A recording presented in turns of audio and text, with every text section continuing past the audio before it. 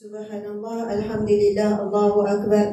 Mudah-mudahan perhimpunan kita pada malam ini membawa banyak kebaikan, perubahan dalam rumah tangga kita.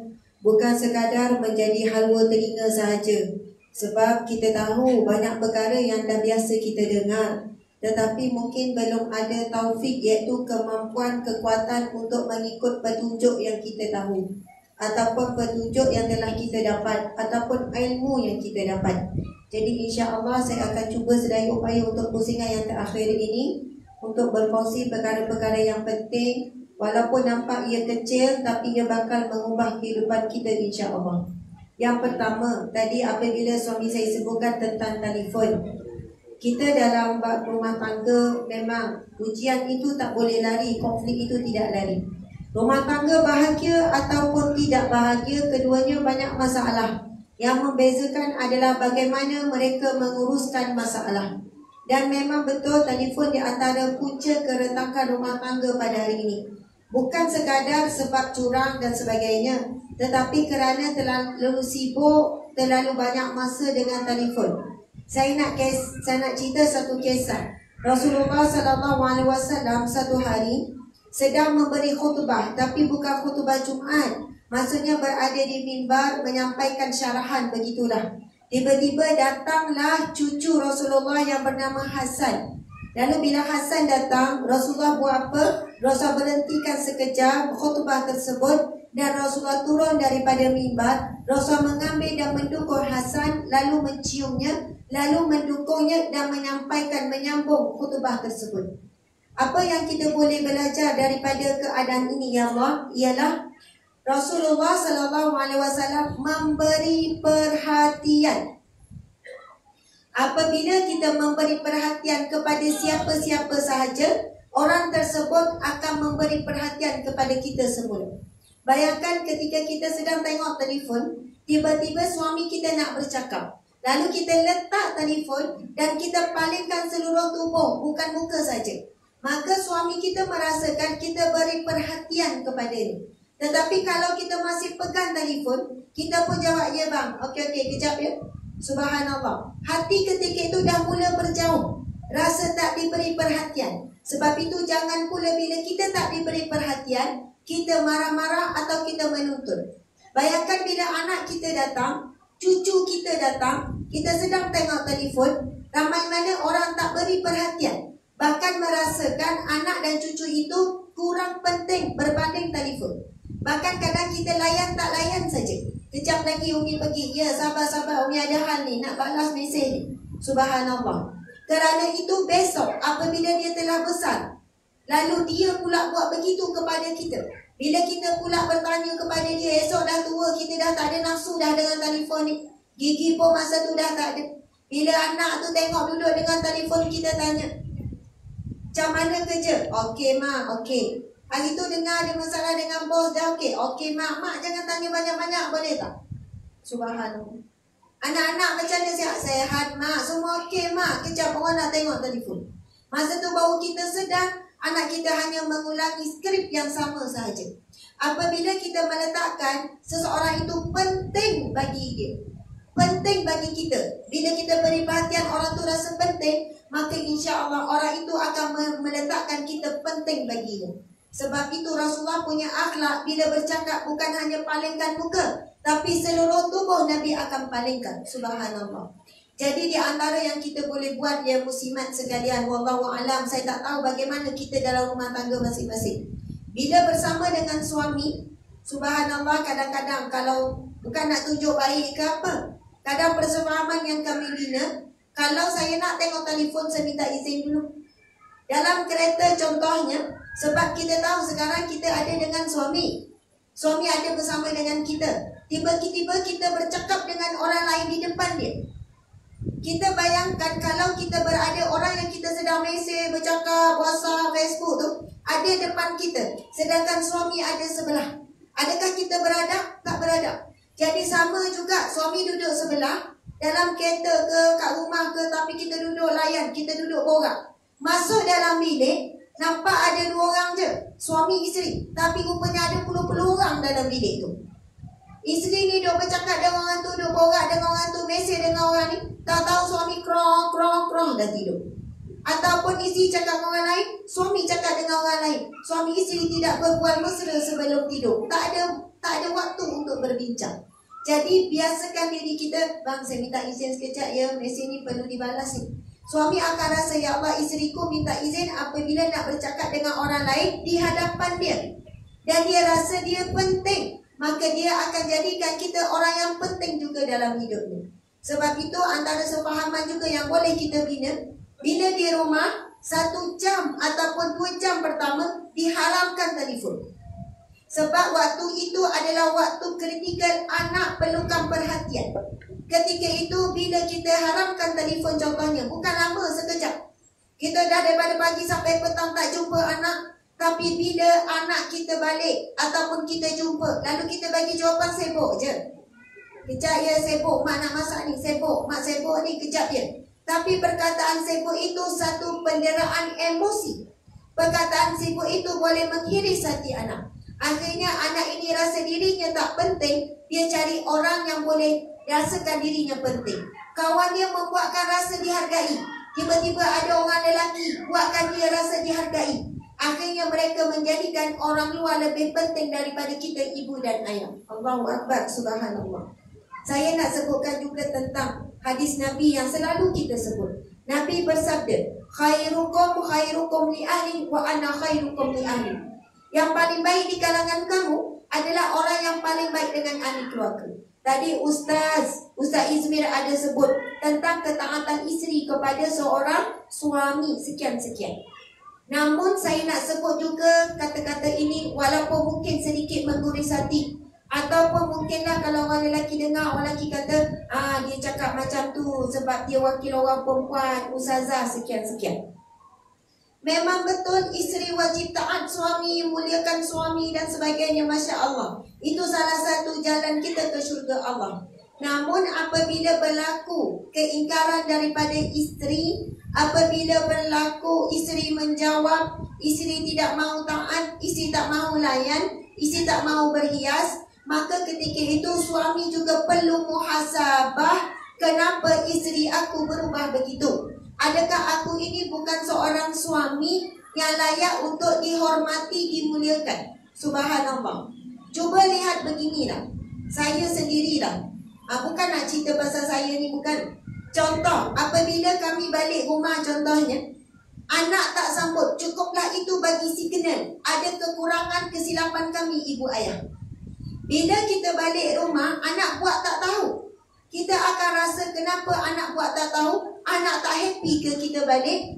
Anak rasa tak seronok ke kita balik? Ada ketikanya anak punya seronok, dia dah keluar ramai-ramai, Umi Afi dah balik, buka pintu. Jadi kita rasa subhanallah, dalam keadaan kondisi tersebut kita rasa okey hubungan kita dengan anak.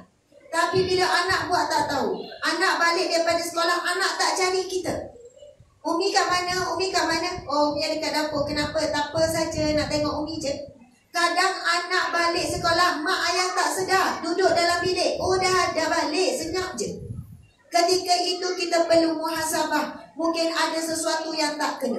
Jadi apabila seorang suami tidak dilayan sepatutnya daripada isteri, dia perlu juga muhasabah. Kenapa? Adakah aku telah membuat kesilapan? Adakah aku kurang beri perhatian, kurang menghargai dan sebagainya. Jadi saya nak cerita secara pendek apa yang Nabi buat sehingga Nabi dimuliakan, dihormati, disanjungi, supaya pada suami yang ada di sini, isteri yang ada di sini, kita saling sama-sama belajar. Yang pertama, Nabi suka bagi perhatian kepada isteri. Sayyidatina Aisyah cerita, pernah satu ketika aku bercerita pada Nabi tentang 13 orang wanita. Dan Nabi mendengar daripada awal sampai habis. Dan Nabi tidak pun memalingkan wajah dan sebagainya. Saya nak tanya orang lelaki dari sini, agak-agak cerita yang keberapa dah bosan? Mungkin yang kedua, yang ketiga, awak nak cerita apa ni? Bosan lah, perkara ni tak penting. Maksudnya Sayyidatina Aisyah kata, Rasulullah adalah pendengar yang baik. Walaupun apa yang aku cerita bukan perkara penting sangat, tapi Rasulullah tahu menghargai isterinya. Masya Allah. Dan Aisyah cerita Rasulullah suka berbual-bual mesra. Pada waktu bila? Waktu sebelum subuh. Rasulullah akan kejutkan ahli keluarga untuk bangun qiyamul lail. Dan Rasulullah sementara tunggu subuh, Rasulullah suka berbuat mesra, tanya khabar, tanya cerita dan sebagainya. Aisyah pernah bercerita, suatu hari Rasulullah memanggilku daripada tingkap rumah. Ketika itu aku sedang haid dan Rasulullah berada dalam Masjid Nabawi. Kan rumah isi Nabi kan sekeliling saja masjid. Jadi Rasulullah panggil Sayyidatina Aisyah. Lalu Rasulullah menghulurkan kepala. Rasulullah meminta disikat rambut. Allahu Akbar. Kalau kita tengok Rasulullah bermanja dengan isteri. Kalau kita fikir sikat rambut boleh je sendiri, senang je. Tetapi Rasulullah bermanja dengan isteri. Bukannya Rasulullah hanya meminta-minta saja. Bukan Rasulullah hanya menuntut saja. Awak ni tak pandai manjakan saya lah, sebab itu saya pandai orang lain, tak. Tapi Rasulullah sendiri memanggil Aisyah untuk dimanjakan. Rasulullah hulur kepala, kemudian Aisyah pun sikat rambut suaminya, iaitu Rasulullah SAW. Pernah tak kita sikat rambut suami? Pernah tak suami sikat rambut isteri? Malam ni wajib sikat. Nampak macam ringan saja, tapi bila buat gelak tu Tuan Haji. Ni isteri ni suami. Oh jiran. Habis tu kenapa macam bergaduh? Tak ada. Oh suka bergurau. Pernah sikat tak rambut isteri? Cakap je. Cakap apa? Oh cakap je. Geram cakap je. Masya-Allah. Nampak benda tu remeh, tetapi ketika menyentuh kepala isteri, kepala suami, yang saling bersentuh adalah hati. Benda itu adalah sunnah Nabi. Nampak kecil, bila dibuat rahmat Allah turun. Tidak ada satu pun perbuatan Nabi sia-sia, melainkan akan turunnya rahmat Allah dalam sebuah keluarga. Saya pernah seorang lelaki, dia share dengan saya. Dia kata bila dia dengar kisah Nabi SAW sikat rambut isteri, isteri sikat rambut suami, dia cuba test buat pada anak. Bukan pada isteri lagi, pada anak.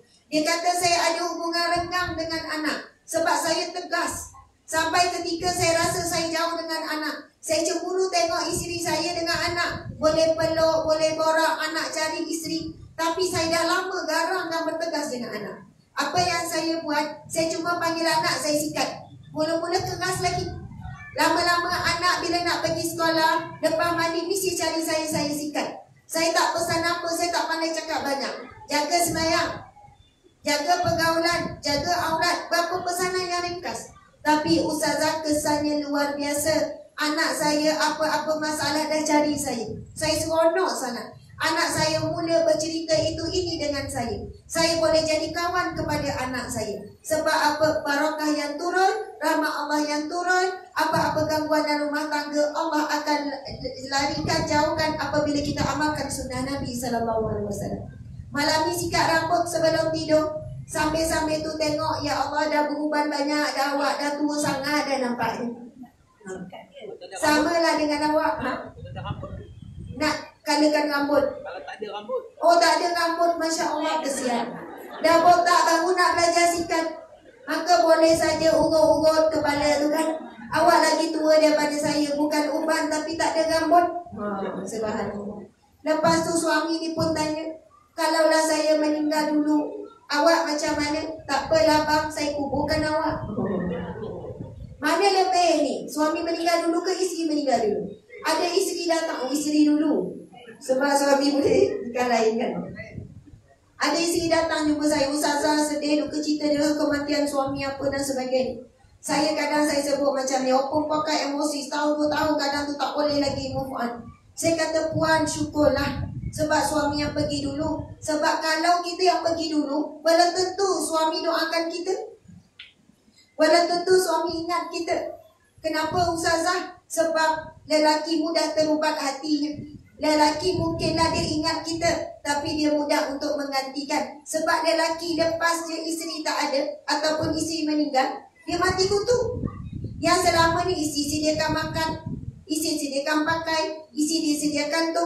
Tapi ramai mana isteri bila suami meninggal, dia boleh terus hidup seperti biasa. Sebab dia dah biasa menguruskan suaminya, dia dah biasa menguruskan dirinya.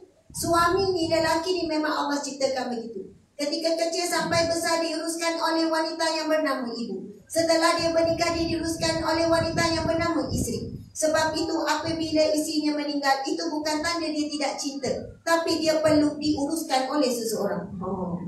Jadi wallahu alam, saya tak tahu lah tu kan. Saya harap tak tahu siapa meninggal dulu antara kita ya. Masya Allah.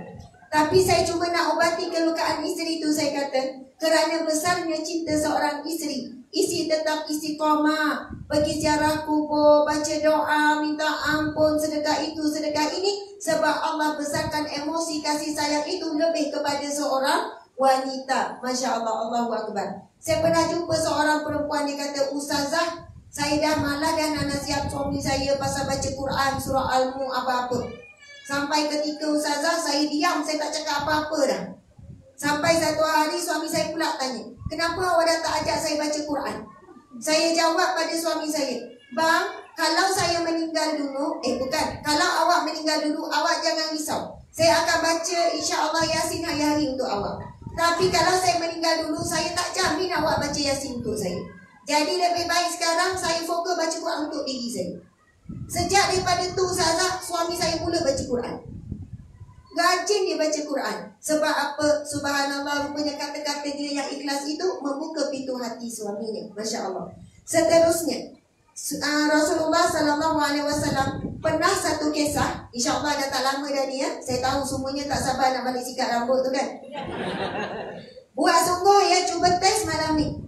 Mungkin ada yang mengalirkan air mata, dah kahwin 20 tahun tak pernah sikat rambut. Masya Allah. Lepas tu tanya tu kan, kalau saya mati agak-agak boleh tak masuk syurga? Insya Allah. Tapi nampak macam payah tu. Awak 2 kali lipat bergaduh pula. Janganlah cakap macam tu kan. Insya Allah awak ahli syurga. Awak ni dah tua dengan saya, banyak jasa awak dan sebagainya. Saya pernah dalam satu majlis kan, ada pasangan tua dalam program tersebut. Memang program suami isteri. Umur dua-dua dah 70 lebih. Panjang umur, subhanallah. Masing-masing dah tua sangat. Saya tanya berapa tahun nikah? 40 tahun lebih Ustazah. Lepas tu bila saya suruh suami pegang perut isteri, dah tua dah ni kan, suami menangis-nangis. Dia kata, "Kenapa pakcik menangis?" Saya tanya. Dia kata, "Ustazah, perut ni dah melahirkan anak-anak saya Ustazah. Perut ni banyak jasa Ustazah." Saya tanya, "Perut isteri pakcik macam mana?" "Menggelebel Ustazah." Tapi menggelebel ni lah bukti luka parut untuk melahirkan anak-anak saya. Lepas tu dia ucap, "Terima kasih banyak, awak sabar dengan saya sekian-sekian." Allahu Akbar. Saya nak sebut sentuhan pada anggota badan pada pasangan, bukan kerana sentuhan romantik ataupun sentuhan untuk bersama hubungan suami isteri, tapi sentuhan umpama sikat rambut. Antaranya Nabi buat apa lagi dengan isteri? Bila isteri sakit, Nabi akan merawat isteri. Bila Nabi demam, Nabi lapkan badan isteri. Subhanallah. Dan Sayyidina Aisyah cerita apabila isteri Nabi sakit, Nabi akan ruqyah isteri. Nabi duduk tepi isteri, baca doa sekian-sekian. Bayangkan kita kan, suami sekalian, isteri ni kadang dia demam tak seberapa, tapi sebab nak memanja dia buat-buat demam kuat-kuat. Tapi bila suami tengok, suami kata dah demam, makanlah ubat, dia langsung rasa tak nak makan ubat. Tapi bila suami datang bawa air, makan ubat dia, buka mulut. Lepas tu disuapkan, kemudian buka mulut, minum air. Ya Allah, subhanallah. Rasa cepat sihat ataupun lagi lama nak sakit sebab dilayankan. Tapi nak sebutnya, memang Rasulullah itulah sikapnya, sangat prihatin dengan isteri. Sampai isteri sangat memuliakan dan menyanjungi suaminya, iaitu Rasulullah SAW. Saya nak ingatkan kepada para isteri sekalian, terutamanya diri saya juga. Bila marah suami, kita tak boleh bermasam muka ataupun boikot. Sebab apa? Ibunda kita Sayyidah Aisyah pernah Rasulullah kata begini, "Wahai Aisyah, aku tahu bila kamu kecewa ataupun kecil hati, kamu marah kepadaku, kamu hanya sebut begini. Kalau kamu suka kepadaku, kamu sebut demi Tuhan Muhammad. Tapi bila kamu tengah marah, kamu sebut demi Tuhan Ibrahim." Lalu Aisyah kata, "Benar ya Rasulullah, ketika aku marah kepadamu ya Rasulullah, aku bukan tak bercakap denganmu, aku bukan berpaling wajah, aku bukan masam muka. Tetapi aku hanya menghindarkan daripada sebut namamu."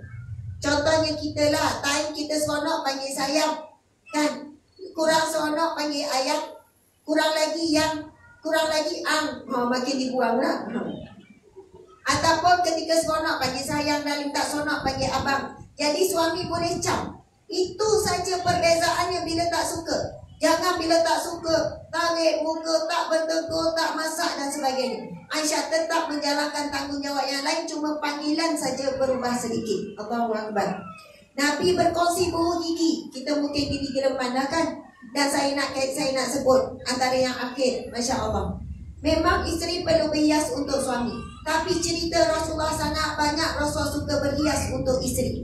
Sayyidah Aisyah cerita Rasulullah bila nak jumpa isteri mesti bersuki dulu supaya tidak mahu mengganggu bau mulut dengan isteri itu. Tapi kadang-kadang kita ada suami yang merokok. Merokok kita tahu bau mulut tu sangat busuk dan sebagainya. Tanpa rasa bersalah bercakap, berbual ataupun melakukan hubungan suami isteri. Jadi Rasulullah tidak memakan ataupun membuatkan mulut berbau, tapi Rasulullah sangat jaga daripada mulutnya itu tidak selesa didengar ataupun dibau oleh isteri. Rasulullah suka meminyaki badannya dengan minyak wangi. Rasulullah suka berwangi dan berhias. Rasulullah kata sebagaimana suami suka isterinya berhias, maka suami juga perlu berhias untuk isterinya. Masya Allah, Allahu Akbar. Sebagai kesimpulan, insya-Allah saya nak bacakan satu firman Allah Subhanahu wa taala. A'udzubillahi minasyaitonirrajim. Bismillahirrahmanirrahim. Ya ayyatuhan nafsul mutmainnah, wahai jiwa-jiwa yang tenang, irji'i ila rabbiki radiyatan mardiyah, kembalilah kepada Tuhanmu dalam keadaan kamu redha dan kamu diredai. Fadkhuli fi ibadi wadkhuli jannati, maka masuklah di kalangan hamba-Ku yang saleh dan masuklah ke dalam syurga-Ku. Subhanallah. Saya ingin bertanya, siapa di sini yang mahu dipanggil dengan panggilan ini, yaitu panggilan wahai jiwa-jiwa yang tenang saat kita kembali kepada Allah? Angkat tangan. Kurang semangat. Bila saya tanya lagi sekali jawab, saya. Macam tu. Sajalah ni penghujung kan, kena semangat sikit. Okey. Siapakah di sini yang mahu dipanggil dengan panggilan ini, yaitu wahai jiwa-jiwa yang tenang? Angkat tangan. Saya. Allahu Akbar. Sebab kita sedang bersaksi di hadapan Allah, di hadapan para malaikat. Allah menyambung lagi. Allah sambung apa? Ya ayyatuhan nafsul mutmainnah, irji'i ila rabbiki radiyatan mardiyah. Kembalilah kepada Tuhanmu dalam keadaan kamu redha dan diredai. Maka untuk memiliki sebuah rumah tangga yang bahagia dunia dan akhirat, syurga dunia dan syurga akhirat, masuk syurga sekeluarga adalah pada perkataan redha. Redha di atas setiap ujian Allah. Untuk redha nikmat Allah senang. Ada seorang isteri contohnya jumpa, Ustazah, suami saya pemalas. Dah 20 tahun saya sabar dengan suami yang pemalas. Saya berdoa dengan Allah, Allah belum makbul doa saya. Suami saya malas tahap gaban, Ustazah. Ikutlah macam mana dicerita suami dia pemalas. Saya kata, Puan, kalau Puan redha dengan Allah, insya Allah Puan dapat redha Allah. Allah uji 20 tahun suami Puan pemalas, perangainya sekian-sekian, sebab Allah nak dengar daripada mulut Puan, daripada hati Puan, Puan redha dengan ujian Allah ini, maka Puan akan dapat redha Allah. Sebab dalam sebuah rumah tangga, bukan hanya kita nak yang sedap-sedap, yang mani-mani, yang bahagia. Apabila kita nak dapat redha Allah, benda yang mahal, Allah akan uji dengan satu ujian, lalu sampai peringkat kita mampu redha. Disitulah permulaannya Allah akan buka jalan demi jalan. Dan insya Allah untuk faham tentang redha ni, saya nak terutamanya para wanita di sini untuk ikut apa yang saya sebutkan ini. Sebab wanita biasanya ada dua konflik ni. Yang pertama, konflik bila dia rasa dia je yang nak berubah, suami tak nak berubah. Yang kedua, dia rasa, Ustazah, saya je nak bawa keluarga ni ke syurga, suami saya macam relax-relax. Saya nak berubah jadi baik, suami saya peleket. Awak nak jadi baik, awak jadilah. Terpulanglah awak jangan nak bisi dengan saya. Ustazah, suami saya isap rokok, anak saya pun ikut juga. Ustazah, habis semua dia cerita pasal suami yang buruk saja. Saya kata, Puan, dalam sebuah rumah tangga, kita tak tahu siapa yang akan memimpin untuk ke syurga Allah. Mungkin asbab ke syurga Allah melalui isteri, kadang melalui suami, kadang melalui anak-anak. Jadi saya kata, untuk ubah orang lain perkara paling susah, tetapi perkara yang mampu kita buat adalah ubah diri kita. Saya minta puan doa dengan begini. Saya sebut biasanya begitulah bila ada masalah rumah tangga. Ya Allah, aku redha ya Allah bahwasanya aku menjadi asbab hidayah untuk keluargaku. Aku menjadi asbab untuk keluargaku berubah ya Allah. Aku redha ya Allah, maka aku akan berusaha untuk membawa diriku dan keluargaku ke syurga-Mu ya Allah. Maka hantarkanlah pertolongan-Mu ya Allah. Berikanlah aku jalan ya Allah. Allahu Akbar. Sebenarnya Allah nak dengar kita redha. Apabila Allah beri kita kesedaran, Allah beri kita sedikit ilmu, Allah beri kita kefahaman, lalu kita rasa kita lebih baik daripada pasangan dengan anak-anak, itu bukan satu bentuk hidayah.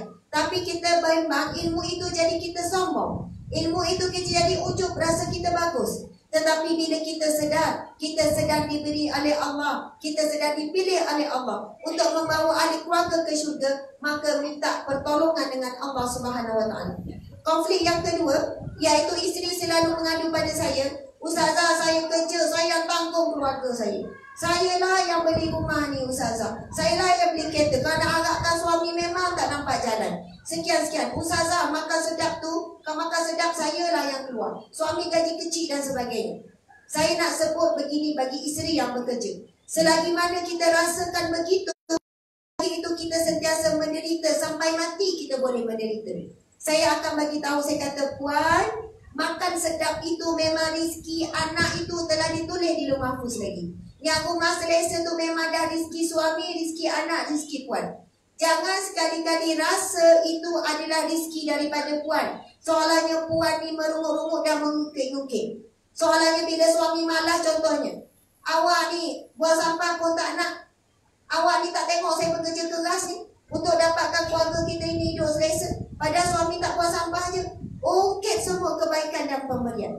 Jangan sekali-kali kita merasakan sifat ketuanan ataupun ketuhanan. Ketuanan terhadap harta.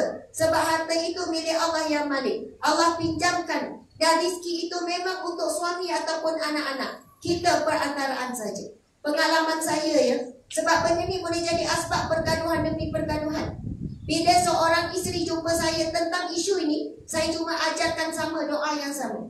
Ya Allah, aku redha. Aku menjadi perantaraan rezeki buat suami dan anak-anakku, buat keluargaku ya Allah. Maka berkatilah rezeki ini, limpahkanlah rezeki ini ya Allah. Seorang wanita jumpa saya, Ustazah, 2 minggu saya doa macam tu. Saya tenang Ustazah, baru saya faham rezeki ini daripada Allah, bukan daripada saya.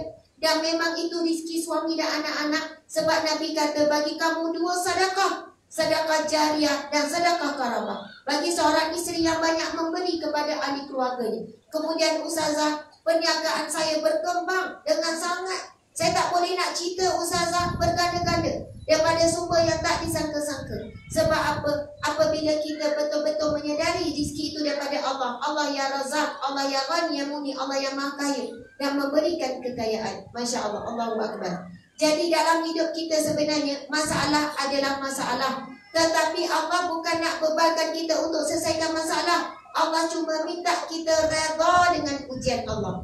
Once kita dah redha, Allah akan selesaikan masalah tersebut.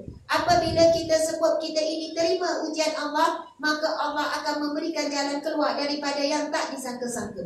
Firman Allah Subhanahu Wa Taala, "Wa may yattaqillaha yaj'al lahu makhraja." Barang siapa yang bertakwa kepada Allah, redha kepada Allah. Memang ini definisi takwa. Salah satunya adalah redha dengan Allah, maka Allah beri jalan keluar setiap kesulitan. Wa yarzuqhu min haitsu la yahtasib, dan akan diberi rezeki daripada sumber yang tak disangka-sangka. Okey, ini penutup betul-betul ya. Takkan tak nak balik kan? Kami pun kena balik, anak-anak tinggal kat rumah. Sebab orang yang jaga anak tu, saya minta semua pegang tangan orang sebelah. Semua pegang tangan, saling pegang tangan. Yang lelaki sanggup tak pegang tangan ke geli? Pegang je lah tuan-tuan, tanpa ada perasaan yang mencurigakan. Pegang jap. Oh dia tak nak tu, dia geli tu. Pegang Rasulullah SAW. Bila Rasulullah bersalam, antara akhlak Nabi, Nabi takkan tarik tangan dulu melainkan orang tu tarik dia dulu. Maksudnya bentuk kasih sayang, Nabi suka bersentuhan, berpegang dan sebagainya. Tak rasa pelik-pelik kan? Normal lah tu, Masya Allah. Okey, saya nak bacakan dulu. Kita akan buat ikrar, subhanallah. Bukan ikrar apa daripada hadis Nabi. Nabi bersabda, barang siapa yang membacanya pada waktu pagi 3 kali dan membacanya pada waktu petang, kalau lupa petang malam pun tak apa 3 kali, maka dia berhak mendapat redha Allah di padang mahsyar kelak. Hadis yang sahih. Zikir ini ada dalam bacaan maksurah. Sekarang tangan saling bertaut. InsyaAllah tangan ini bertaut sampai ke syurga Allah. InsyaAllah tangan ini saling bertaut sehingga di padang mahsyar kelak kita saling tarik menarik masuk ke dalam syurga Allah Subhanahu wa taala. Sebab itu saya minta pegang tangan tu kan, bukan selalu. Sebab apa? Mudah-mudahan malaikat ada menyaksikan tautan tangan dan tautan hati kita pada malam ini. InsyaAllah kita nak zikir ni supaya sama-sama kita dapat redha Allah. Ini namanya zikir redha. Bismillahirrahmanirrahim. Raditu billahi rabba wa bil islami dina wa bi Muhammadin nabiyyan wa rasula. Okey, kali kedua ya. Raditu billahi rabba. Kuat sikit boleh. Wa bil islami dina wa bi Muhammadin nabiyyan wa rasula. Okey, kali ketiga semangat sikit insya-Allah. Raditu billahi rabba wa bil islami dina wa bi Muhammadin nabiyyan wa rasula. Daku redha Allah sebagai Tuhanku, Allah sebagai pentadbirku. Ya Allah, daku redha setiap ketetapanmu, setiap ujianmu, setiap pemberianmu, setiap kehendakmu, setiap pilihanmu. Ya Allah, aku redha apa-apa terhadap istriku, terhadap suamiku. Aku redha anak-anakku. Daku maafkan suamiku, istriku, anak-anakku. Daku maafkan mereka yang menyakitiku, mengkhianatiku, menipuku. Kerana-Mu ya Allah, kerana aku mengharapkan redha-Mu ya Allah. Daku redha Islam sebagai agamaku, cara hidupku, cara matiku, cara bangkitku. Ya Allah, daku redha Nabi Muhammad sallallahu alaihi wasallam, nabiku, ikutanku dan rasulmu. Ya Allah, bantulah kami untuk menghidupkan sunnah Nabi dalam diriku, keluargaku, karyaku dan negaraku. Ya Allah, izinkanlah kami berkumpul dengan Nabi kami di syurga-Mu. Izinkanlah kedua mata kami untuk melihat wajah Rasulullah. Kedua telinga kami untuk mendengar suara Nabi Muhammad sallallahu alaihi wasallam. Allahumma ja'alna min ahli jannah bighairi hisab, bighairi azab. Ya Allah, masukkanlah kami ke syurga-Mu sekeluarga tanpa dihisap, tanpa diazab. Amin ya rabbal alamin. Subhanallah. Sekarang salam dengan orang kiri dan kanan, kemudian peluk dan katakan insya-Allah kita sama-sama masuk syurga Allah. Salam, kemudian cakap insya-Allah sama-sama masuk syurga Allah. Allahu Akbar. Yang kita peluk ni, kita akan jumpa balik di syurga Allah. Mudah-mudahan. Amin ya rabbal alamin. Bukan masuk syurga sekeluarga, masuk syurga satu flat, masuk syurga satu taman, masuk syurga satu surau. Mudahan pada malam ini Allah ampunkan kita semuanya, Allah makbulkan permintaan kita sebentar tadi, lalu Allah catatkan nama kita semuanya bakal ahli syurga Allah sekeluarga. Amin ya rabbal alamin. Subhanallah. Para jemaah sekalian, mudah-mudahan zikir tadi itu amalkanlah setiap pagi dan petang. Seorang suami yang penyayang, dia akan ingatkan ahli keluarganya. Dan zikir redha belum? Dan zikir redha belum? Supaya esok kita sekeluarga dapat redha Allah di padang mahsyar, kita masuk ke syurga Allah sekeluarga, insya-Allah. Saya ada pengumuman, minta maaf. Ada buku yang dijual di luar sana, sahabat dunia akhirat. InsyaAllah moga bermanfaat untuk keluarga yang lebih harmoni, untuk kekuatan terutamanya kepada para wanita sekalian. Dan buku ini akan memberi semangat kepada kerja-kerja dakwah. Dan juga di sana insyaAllah ada juga iklan minta maaf umrah untuk bulan 3. Kalau siapa yang berhajat ada di luar sana untuk tahu maklumat yang lebih lanjut, seminggu sahaja. Kenapa seminggu? Bagi ada orang anak yang kecil, ringan, bagi seminggu untuk ditinggalkan. Untuk orang yang sakit, lemah dan sebagainya, pergi minggu ni, minggu depan dah balik. Cuti sekolah 1 minggu saja. Begitu juga dengan orang sibuk, mungkin tak boleh cuti yang panjang. InsyaAllah seminggu itu adalah waktu yang ringan. InsyaAllah sepanjang seminggu itu antara pengisiannya ialah tadabbur Asmaul Husna. InsyaAllah mudah-mudahan saya doakan ada rezeki untuk kita semua, bukan bulan 3 dan lain-lain, untuk menunaikan umrah dan juga haji pada tahun ini insya-Allah. Saya mohon maaf salah dan silap. Terima kasih kepada semua. Di sini kita bertemu di syurga Allah insya-Allah, kita semua bersatu. Amin ya rabbal alamin.